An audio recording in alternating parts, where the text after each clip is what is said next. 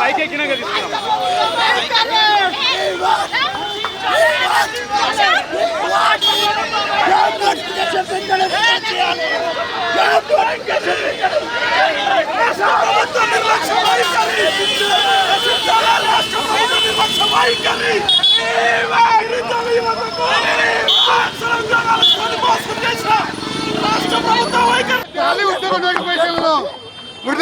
అలాగే ఈ రోజు 4,000 రూపాయలు నిరుద్యోగులు తీసుకొని చెప్పారు.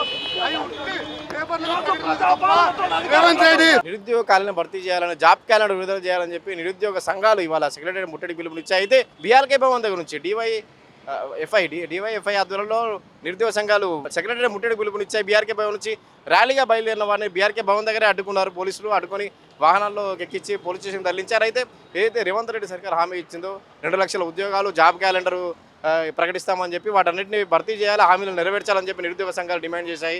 ఆర్భాటాలకు, ప్రచారాలకు రేవంత్ రెడ్డి గారు పోతుంది తప్ప నిరుద్యోగుల విషయంలో పూర్తిగా విస్మరించిందని, నిరుద్యోగ వృత్తి కూడా ఇవ్వట్లేదని చెప్పి ఆరోపిస్తూ నిరుద్యోగ సంఘాలు సెక్రటరీ ముట్టడికి పిలుపునిచ్చాయి. అయితే పోలీసులు వారిని బీఆర్కే భవన్ దగ్గర అడ్డుకొని పోలీస్ స్టేషన్ తరలించారు. ప్రస్తుతానికి అయితే సెక్రటరీ దగ్గర ఉద్రిక్త వాతావరణం నెలకొంది. ఇంకా మరికొంతమంది నిరుద్యోగ సంఘాల నాయకులు బీఆర్కే సెక్రటరీ ముట్టడికి వస్తున్నట్టుగా తెలుస్తుంది. కానీ పోలీసులు ఎక్కడికక్కడ పహారా కాస్తున్నారు. సెక్రటరీ దగ్గర, బీఆర్కే భవన్ దగ్గర, ట్యాంక్బండ్ చుట్టుపక్కల ప్రాంతాల్లో పహారా కాస్తున్నారు. బందోబస్తు గట్టిగా ఉంది. ఇక్కడ ఎక్కడికక్కడ విద్యార్థి నాయకులు అరెస్ట్ చేసి పోలీస్ స్టేషన్లో ధరిస్తున్నారు. కెమెరామెన్ మోహిత్, వంశీ, పల్లవి టీవీ.